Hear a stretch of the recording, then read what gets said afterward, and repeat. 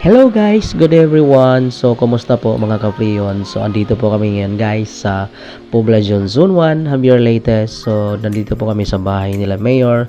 So, meron pong itinawag sa amin na mga window type air condition na ipinapalinis at ipinapacheck na rin po dahil meron pong hindi lumalamig. Alright, so yan po yung mga unit.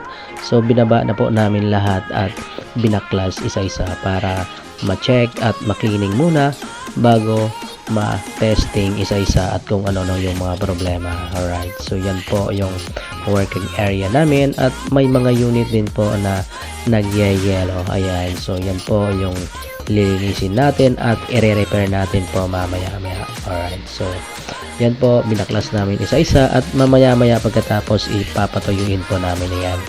Alright, so ito naman po yung ibang unit na talagang binahayan po ng langgam is ito po yung isa sa mga ni-repair namin dahil hindi po gumagana. Alright, so ito naman po yung mga unit na nagyayelo is nire-process po natin dahil meron pong leak. Alright, so importante po guys yung pagpa-vacuum sa pagre-repair ng mga air condition. So bina-vacuum po natin maigi yan para mas gumanda pa po yung lamig pag nakarga na po ng Freon. Alright, so yan guys yung working area natin at mamaya-maya is itetest natin yung unit isa-isa.